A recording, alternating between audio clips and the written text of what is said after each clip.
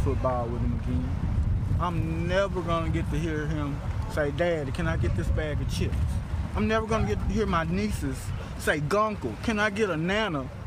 Gunkle, you going to work? Gunkle, are you okay?" I'm never gonna hear that again. Imagine waking up on a Sunday morning and hearing what you think might be firecrackers. That's what the neighbors in this Louisiana community thought at first.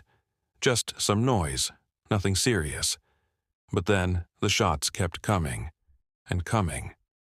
And when they finally stopped, the silence that followed was worse than anything those neighbors had ever heard. 8 children were dead. And here's the part that doesn't make sense at first. The person who did it was supposed to be the one person in the world those kids could always count on.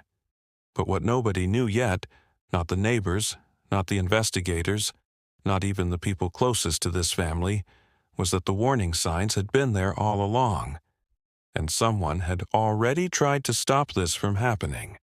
We'll get to who that was, but first, let me take you inside what actually happened on that Sunday morning. Welcome back to the channel. If you've been riding with us, you already know what we do here. We tell the stories that don't sit right, the ones that stay with you. If you're new here, welcome. Genuinely glad you found us. Do me a quick favor before we go any further. Tap that subscribe button and drop a like on this video. It takes 2 seconds, and it helps us keep bringing you stories like this one. And if this one hits you the way it hit me, send it to somebody. Because this story needs to be heard. All right, let me take you back to where this all actually started. Before we talk about what happened on that Sunday, I need you to understand who was in that house. There were 10 children in total living under that roof. 10 kids.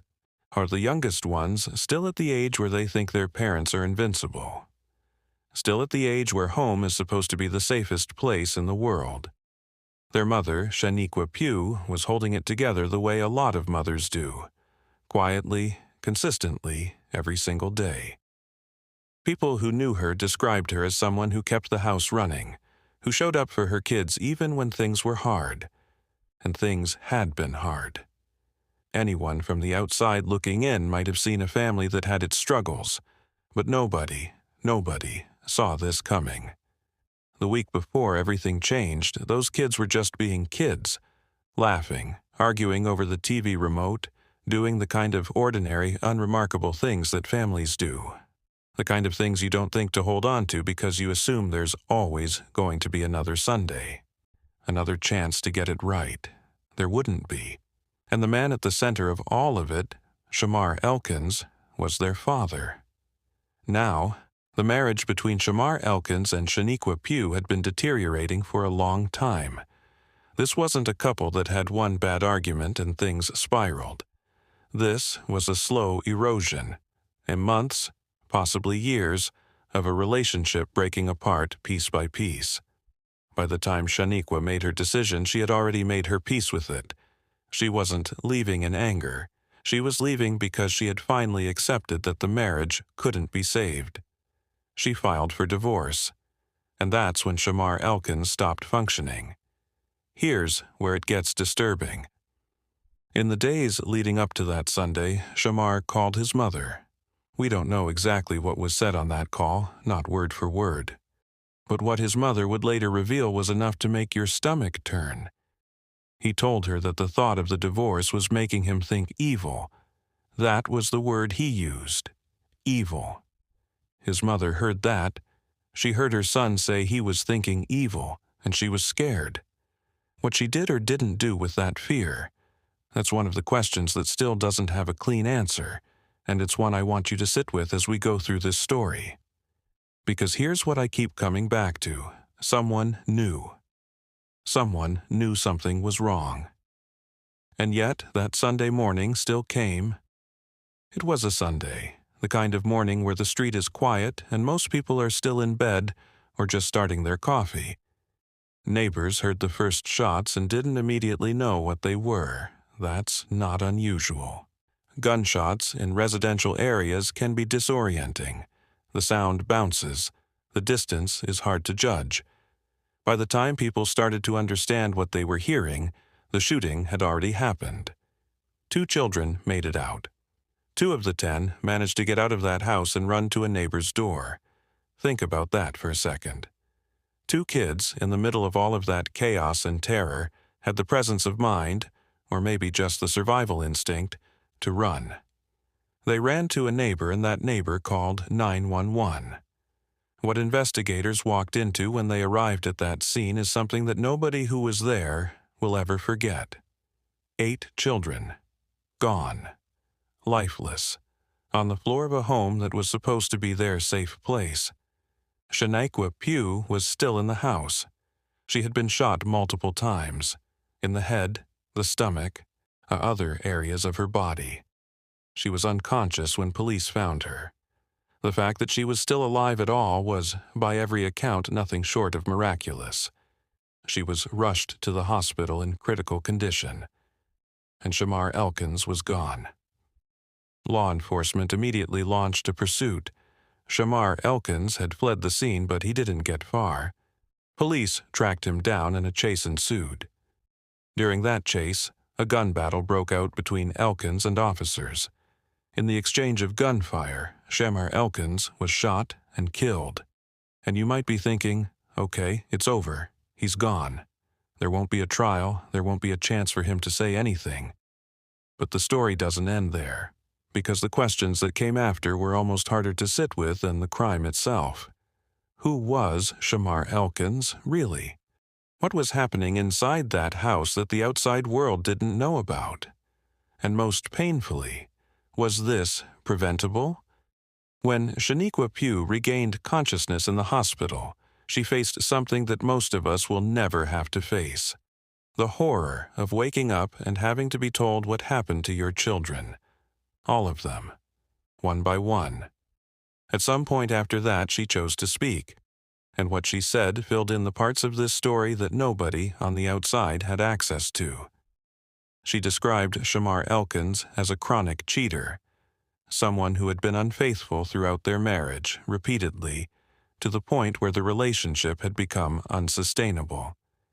She said the fighting had become a daily thing. Not just arguments, the kind of conflict that grinds a home down to nothing. She had made the decision to seek a divorce because she saw no other way forward. Not out of cruelty, not out of spite, because she was trying to survive a marriage that had already broken her, and Shamar Elkins, instead of accepting that, decided to make sure she had nothing left to survive for. Take a second with that. This wasn't a man who snapped in a moment of rage. This was a man who, days earlier, told his own mother he was thinking evil, who had a history of instability, who chose, deliberately, to do what he did. Shamar's mother came forward as well, and what she shared added another layer to an already devastating picture. She said her son had been struggling with mental health issues for a long time. Not something that developed recently, but something that had been part of his life since he was a teenager. She also revealed that as a young man, he had battled addiction to crack cocaine. Now, and I want to be really clear about this, none of that is an explanation. None of that makes what he did acceptable or understandable in any moral sense. But it does raise a question that this community, and frankly a lot of communities, are going to have to sit with. If someone close to him knew he was mentally unwell, knew he had a history of instability, and then heard him say out loud that the thought of his wife leaving was making him think evil, what was supposed to happen next? Was there a call to a crisis line, a conversation with a counselor, an intervention? Did the systems that are supposed to catch people in that kind of freefall actually exist and function in this community? I don't have clean answers to those questions. And I think that's exactly why this case is so hard to close the door on. Shamar Elkins will never stand in a courtroom. He won't face a jury, won't give a statement, won't have to look at the people whose lives he destroyed. For a lot of people in this case, that absence of a trial feels like an open wound. There's no formal verdict, no sentencing, No moment where the legal system stands up and says what he did, out loud, for the record. Shaniqua Pugh survived. And I think about that constantly. What it means to survive something like this. What the days look like after. What recovery even means when you've lost what she's lost. The 2 children who escaped and ran to the neighbor. 2 kids who watched everything fall apart and still had the instinct to run and get help. They carry something now that no child should ever have to carry. The community in Louisiana is still processing this. You don't process something like this quickly. You don't move past it. You just slowly, painfully learn how to hold it. And the family, the extended family, the grandparents, the aunts and uncles who are now trying to figure out how to pick up the pieces, they have a grief ahead of them that doesn't have a name. If this story had you locked in from the beginning, you know what to do. Smash that like button and hit subscribe so you don't miss what's coming next. Because trust me, the next case we're covering is just as heavy, just as layered, and you're going to want to be here when it drops. Make sure you're subscribed so you don't miss it.